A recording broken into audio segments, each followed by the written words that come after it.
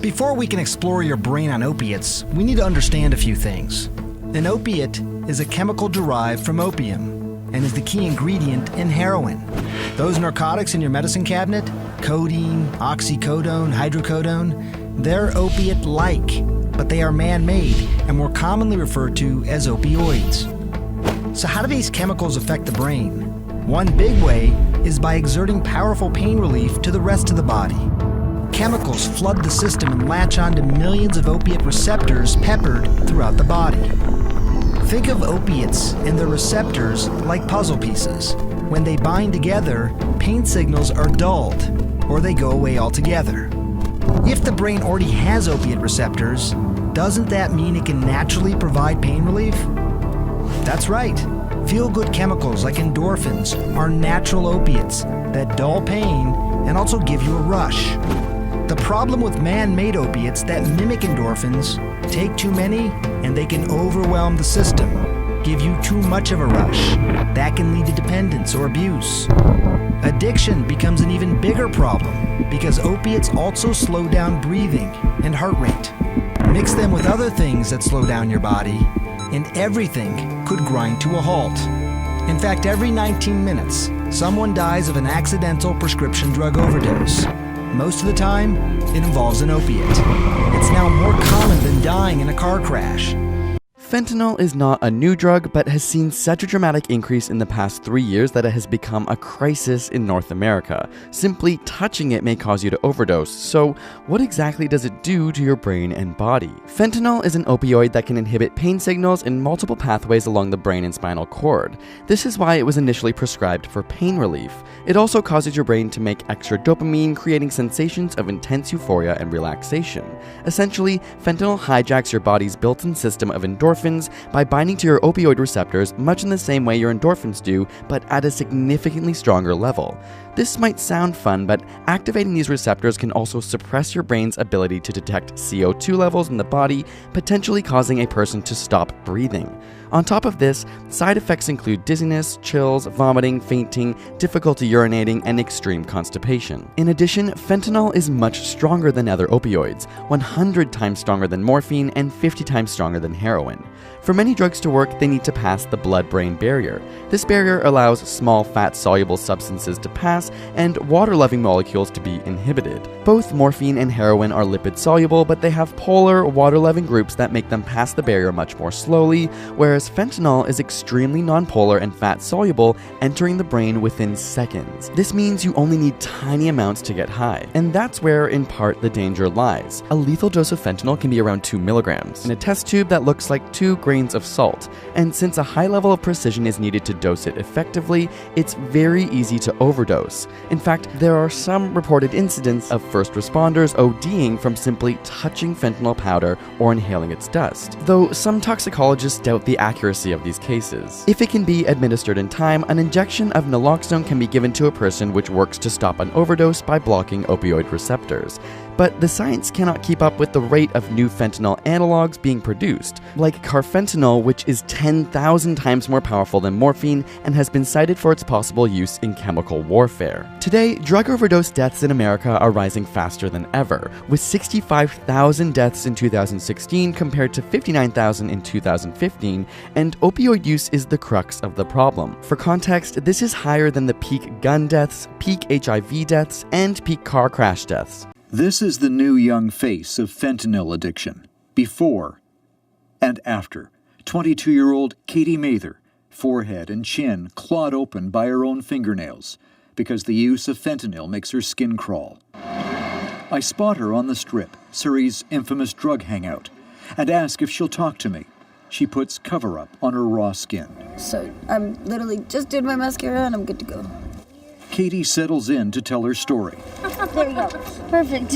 How she ended up living on the street 3 months ago, addicted to fentanyl. Well, I've been using, it's actually funny, well, not funny, it's terrible. I have a really addictive personality. I've always been like addicted to something, whether it was shopping or Facebook or whatever.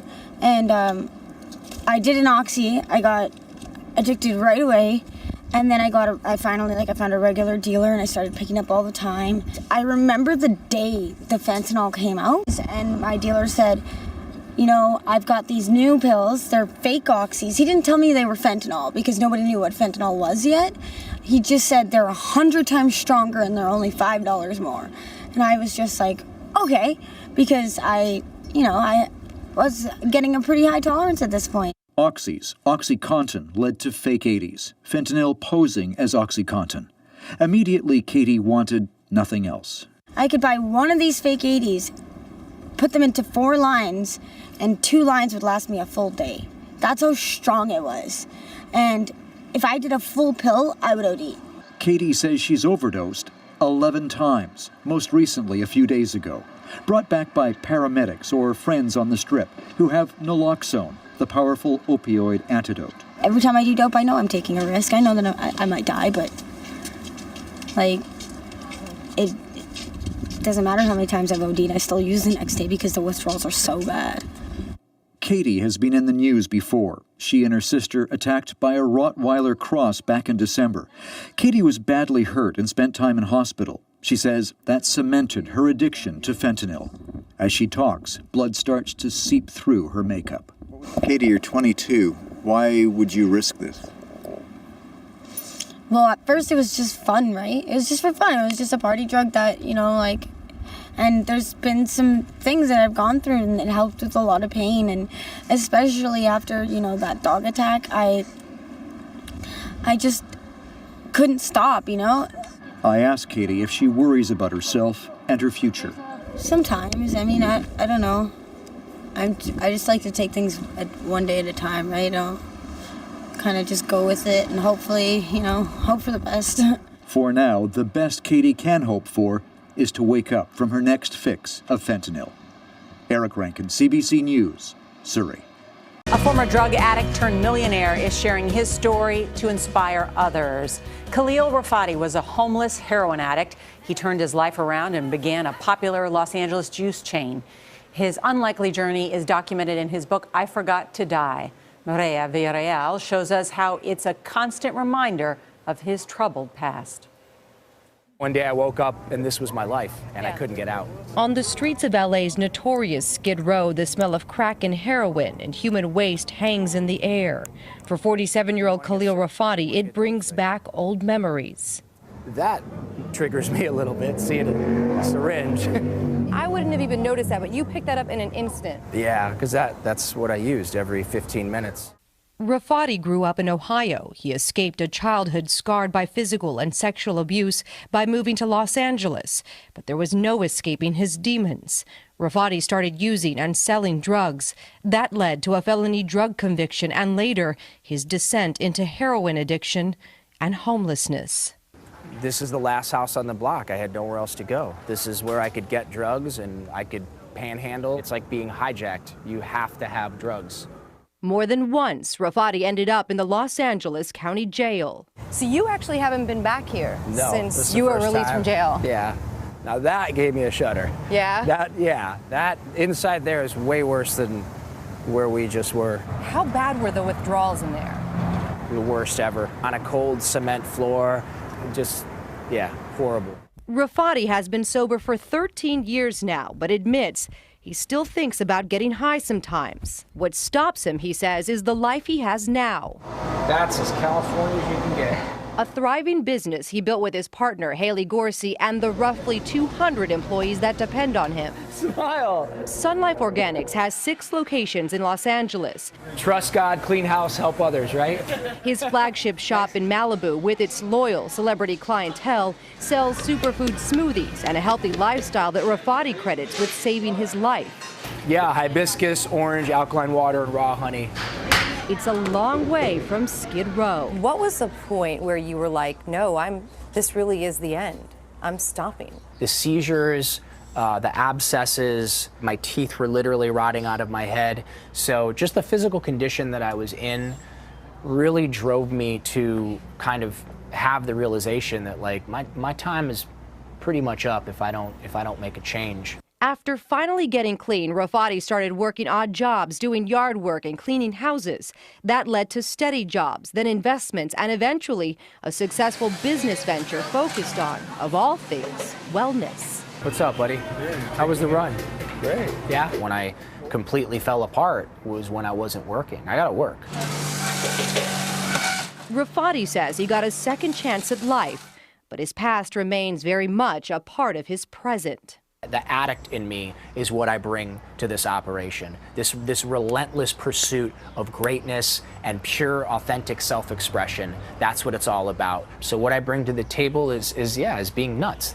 Could you say that this has become your new drug? This isn't just my new drug. This is my antidepressant, and it's the greatest antidepressant I've ever tried, and I've tried them all. What is that advice that you give to maybe not just recovering addicts, but also people out there who have the dream that you had of owning a business? Never, ever, ever give up. Period. That's it. Never give up. For CBS This Morning, Mireya Villarreal, Los Angeles. Xanax is one of the most prescribed psychiatric medications in the United States. It's the brand name for alprazolam, a drug used to manage anxiety and panic disorders. It has also been used to treat depression, PMS, and chronic pain. When used as prescribed, it can be very beneficial. However, because of its calming effects, it is often misused to achieve a tranquil high. And taking more than the prescribed dose, taking it more frequently, or taking it with other drugs or alcohol can be fatal. In just the first half of 2008, this class of drugs accounted for the second highest amount of overdose deaths in the state of Florida. Of these 392 deaths, Xanax was responsible for nearly 300 of them. The number of people admitted to addiction treatment facilities in the US for Xanax use has rapidly increased. From 2006 to 2012, this number went from around 5,000 to about 29,500. And according to the 2013 National Survey on Drug Use and Health, the abuse rate in those between the ages of 18 and 25 is nearly twice as high compared to people over 26. Xanax is a member of a group of medications called benzodiazepines. These drugs affect the central nervous system, the brain and the nerves, to decrease abnormal excitement in the brain and create a calming effect. They do this by increasing the activity of a chemical called gamma-aminobutyric acid, or GABA, that inhibits brain activity. This creates less of a restraint on the brain's dopamine producers, resulting in more dopamine, which controls the reward and pleasure centers in the brain. This creates increased feelings of pleasure and decreased feelings of panic or anxiety. There are many potential side effects of this medication, ranging from headaches, drowsiness, and nausea to more serious ones like hallucinations, loss of coordination, and suicidal thoughts. Prolonged use can lead to dependence, and if stopped abruptly, patients can experience withdrawal or seizures. Dependence occurs when your body builds up a tolerance for the effects of the drug, requiring a larger dose or an increased frequency of use to achieve the same effect it had when you started taking it. This can develop into a physical dependency where your body doesn't function properly without it. Dependence can often lead to addiction or substance use disorder, which is generally defined as compulsive drug use despite the harmful consequences. The use of benzodiazepine has increased tremendously over the years, and because the medical profession is so used to them at this point, they're almost taking them for granted. A lot of doctors have forgotten about the side effects and the possible dangers of these medications. If anybody bothers to read the package insert of these medications, they were all meant for short-term use. None of them were ever meant for long-term use. But everybody knows somebody who's been taking benzodiazepine for years.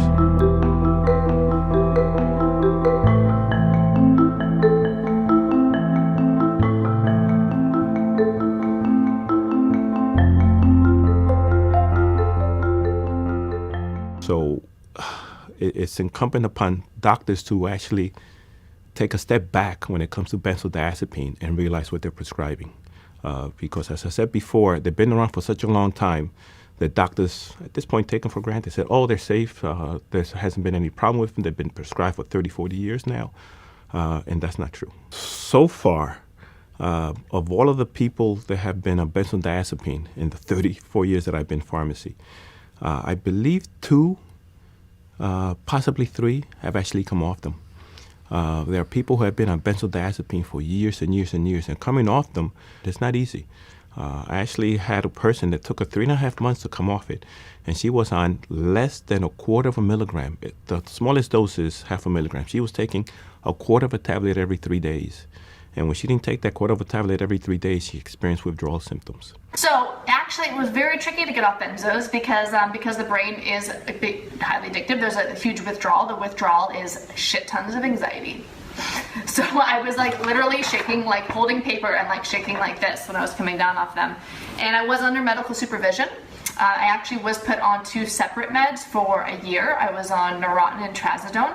Again, this is not recommendation of meds, not a doctor at all, but this is just my experience. And so I was on those 2 meds for a year, and then when I got off those meds, there was still a little bit of a withdrawal from those.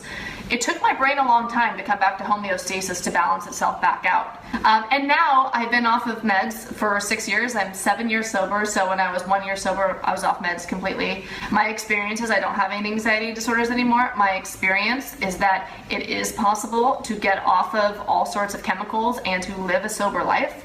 That the brain does rewire, will get rewired with certain practices like mindfulness and meditation. I have a whole playlist on YouTube called Anxiety and Fear, and there's all sorts of things on there that will help you learn how to train your brain so that you don't have to be on the stuff anymore. You could face life on life's terms, that you can go after whatever you want. I learned in sobriety that I'm actually feel called to be a speaker, which was a surprise to the person who was always afraid of public speaking. And so my experience is that it is possible to get off the meds. It is possible to, one day at a time, to face the anxiety, to learn how to handle it differently so that you don't even have the issue anymore. Alcohol's effects on the brain are quite complex, so just about any substance that people experience some kind of pleasure from tend to affect the brain centers that are involved in reward and control. And then over time with the addiction, the brain gets used to having that external stimulant there, and what ends up happening is some of those dopamine receptors kind of get used to having that, and they end up either becoming less sensitive or less productive of dopamine, so that when you stop, your brain's not really ready for that, and that's sort of oversimplifies it, but it's a part of what is involved with withdrawal. But alcohol has effects in lots of different areas of the brain, not just that sort of reward area, but it's also involved in a range of other neurotransmitters beyond dopamine. So, things like glutamate and GABA and other parts of the brain, the hippocampus, which is involved in memory, the cerebellum, which is the back part of your brain that's involved in motor coordination.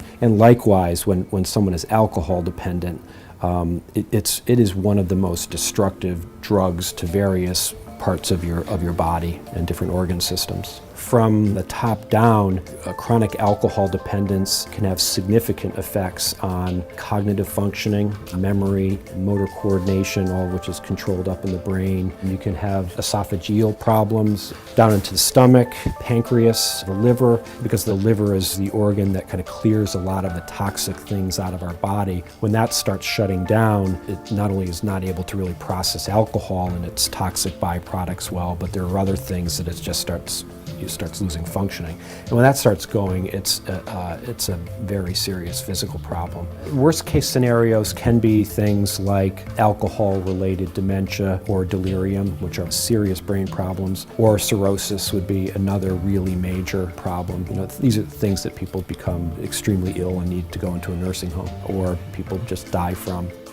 Alrighty, so what we have here is a cross-section of a normal liver. There it is on camera. You see how its architecture is relatively intact, the color is relatively homogeneous. This is, would you like to hold a normal liver? There you go. That's a real liver. That's a real liver. That is somebody's liver, so let's be respectful of that. So this is what a healthy liver should look like. Tara, do you want to hold it? Sure, it's juicy. I get to say I've held a human liver. Yes, you have. Wow. Okay, so that's, again, particularly notice that the architecture is uniform and the color, and there's a homogeneous quality to it, okay? This now is going to be a cirrhotic liver. Oh, wow. Yeah. And these are all regenerative nodules. The liver is full of scar, and it's attempting to regenerate itself, and as it regenerates, it comes up against scar and forms more scar. How long does this take? To develop? Mm-hmm. Well, women are at about a 5-time greater risk of developing this. Well, no, it's not the size. It's that you actually lack an enzyme in your stomach to break the alcohol down into a safer compound. And essentially, every woman I've treated that drink like either of you do has some degree of alcoholic liver disease. It's not possible that you don't have alcoholic liver disease. I can't say that you have cirrhosis. Not everybody gets cirrhosis, but I worry that you are at risk for cirrhosis. This is a mess, right? This is probably somebody who died of cirrhosis. And what happens is that not only are you unable to take toxins out of your system, and it can affect your brain, and you can become what's called encephalopathic. You can't build proteins normally. You can't fight. Your immune system doesn't work normally. Blood backs up behind the liver, and you actually develop varicose veins in your esophagus. They rupture, and you can bleed to death in minutes. I remember looking around the room and being like, I'm an alcoholic. Like, I'm an alcoholic. This is what's wrong with me. You know, like, I was like excited about this because for my whole life up until that point, I had no idea what the hell was wrong with me. I was using every day. I was having problems at work. I was calling out. I was really maladjusted at the time. And I remember I wasn't paying bills, and it became a real problem. And at this point, it got so bad that I was stealing from my parents. I was lying to them. I was writing checks out of my dad's checkbook. I mean, these are lines that I never would have crossed, and I found myself doing it. It was a really tough time on my family. And they said, look, we're here to give you two options. You can either accept the gift that we want to give you, or you can go and live in your car because you're no longer welcome in our home. We do not want you to be a part of our family anymore. I was shaking in the car. You know, I remember like fingernail marks in my hands because I was so mad. I had this thought come to me like, you know what? I'm gonna do everything it possibly takes to attain sobriety.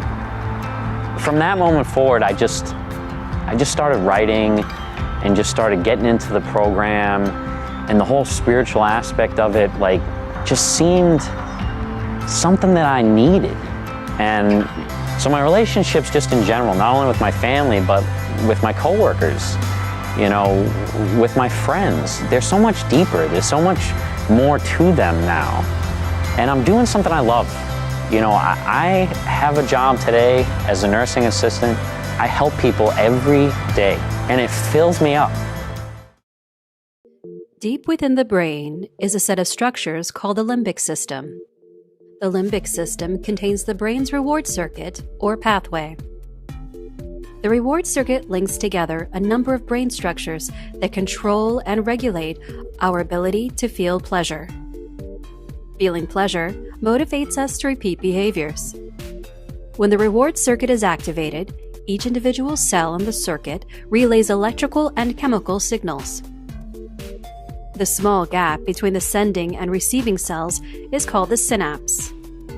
In the reward circuit, dopamine neurons release the neurotransmitter dopamine.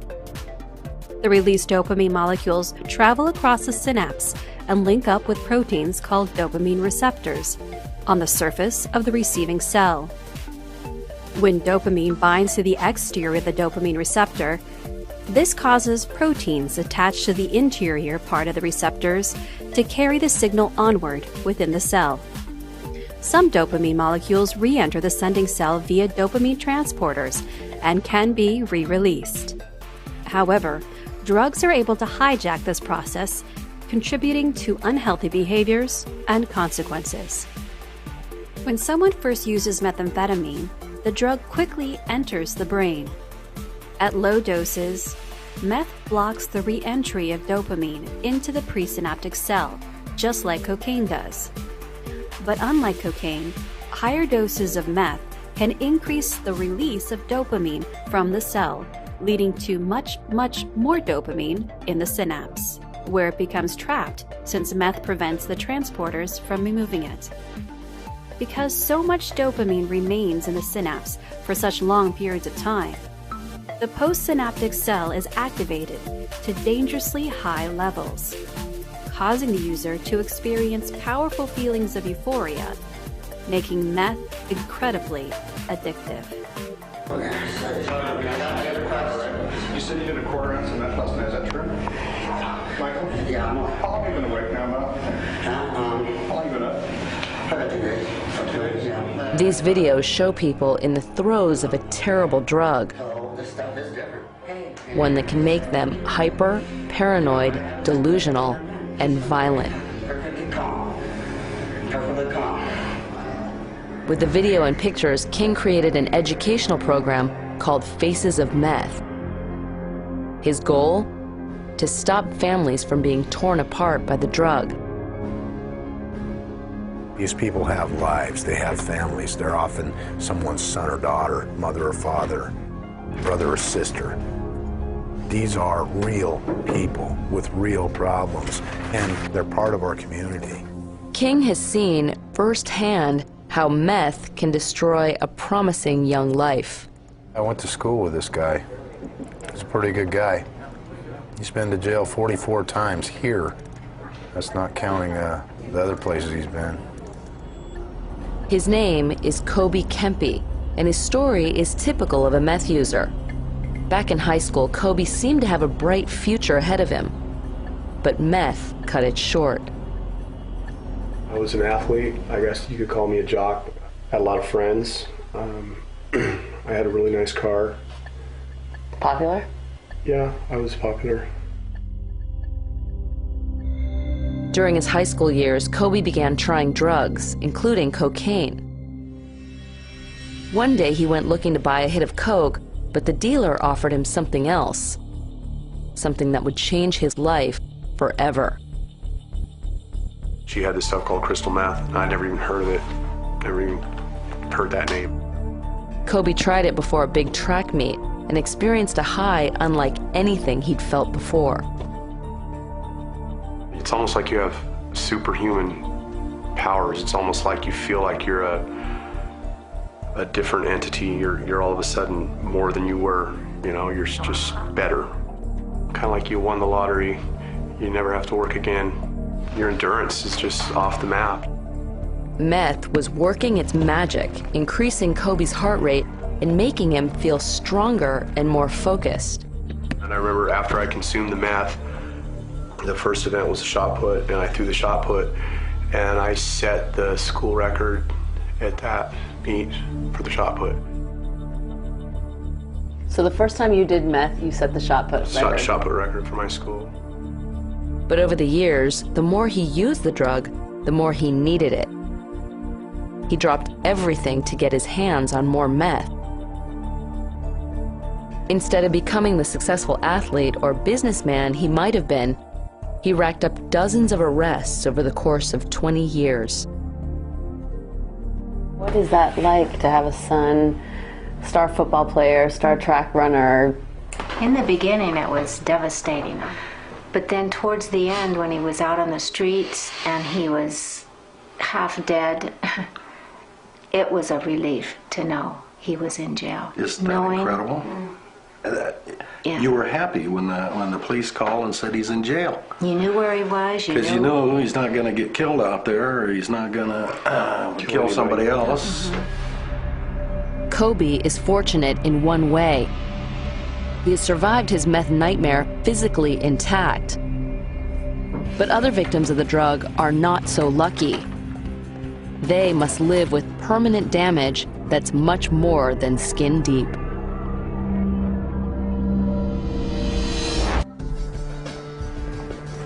Deputy Brett King of the Multnomah County Sheriff's Office is taking us inside a Portland jail to meet an inmate. One of many whose body and mind have been damaged by meth. Okay, ladies, we have cameras going inside this housing unit. If you do not want to be on camera, do not be in the view of the camera. How long have you been? I've been clean for 7 months. How long did you use meth?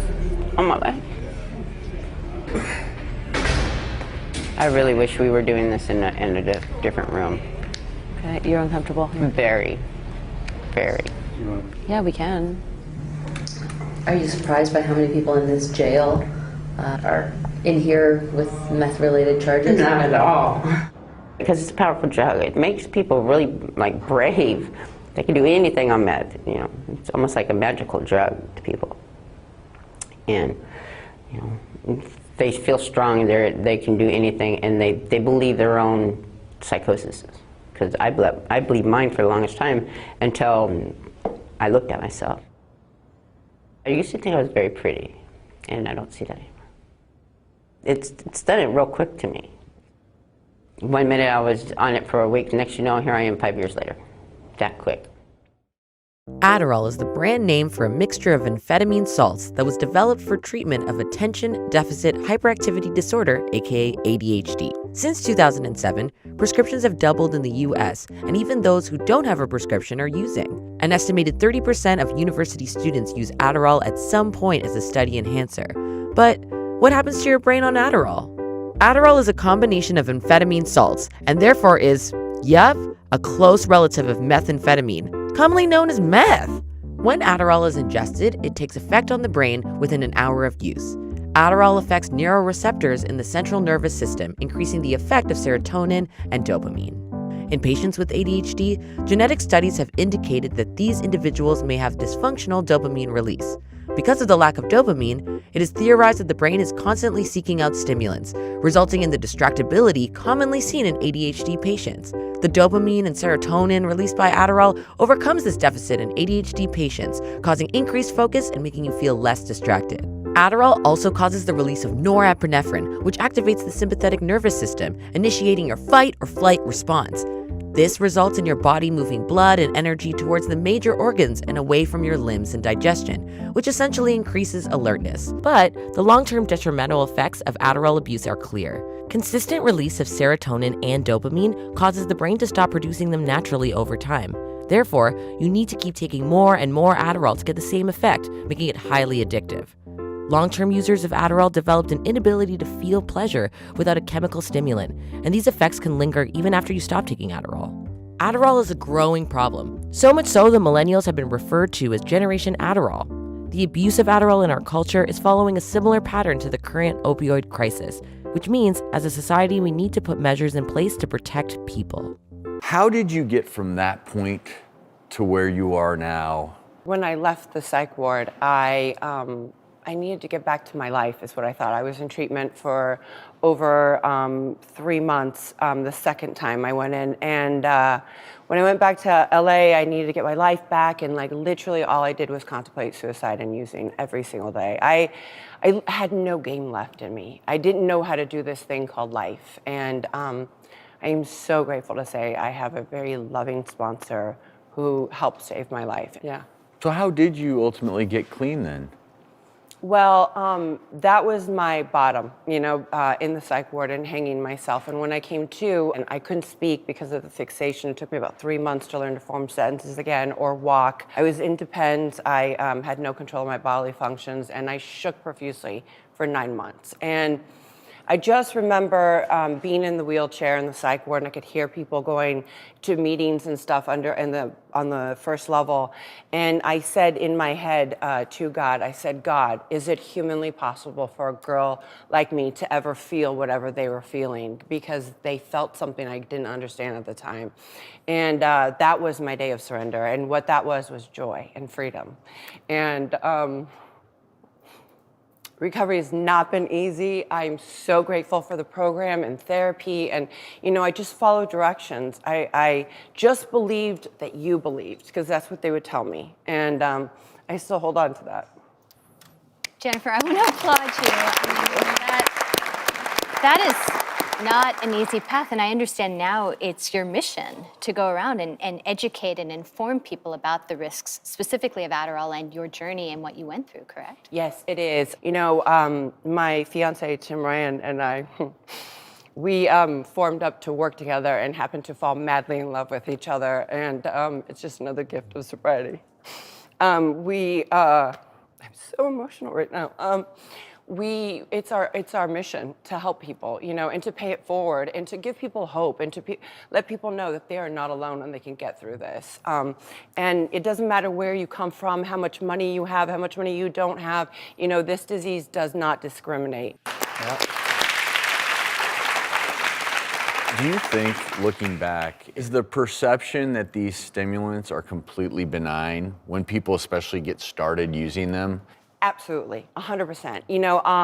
I know that, a lot of times this business, the entertainment world, there's a lot of rejection. You know, you're always told you're not enough, and you feel like you're not enough, and you feel that you need to fit this mold, you know. And one of the greatest gifts I've learned is Hollywood didn't bring me down. I brought myself down in Hollywood. And, you know, the pressures that you put upon yourself, you know, and people are like, oh, you know, an agent, a hairdresser, a makeup artist is like, just take this pill, take that pill, you'll be fine. And, you know, Adderall for me is my gateway drug. It made me think, you know, I can say I have ADD, and it would help me focus, but so quickly did it lead me to my drug of choice. And, you know, that's what happens. You don't even realize you're taking 1 pill, 2 pills, 3 pills, and all of a sudden you're hooked. I know a lot of other actors and a lot of models, you know, they would say, oh, I'm so much more creative. And I'm like, so am I, you know, and like, I can get really more in tune with my character. And like, yet I was wearing a mask. Like I couldn't dig deep and get, you know, into that depth and weight of what I really wanted to portray and bring out because I was so sedated and not present for my experience. And, you know, I think that happens a lot in addiction. People don't realize that they are not present. And then you're realizing you're numbing yourself, and so many lives are being cut short because of this disease.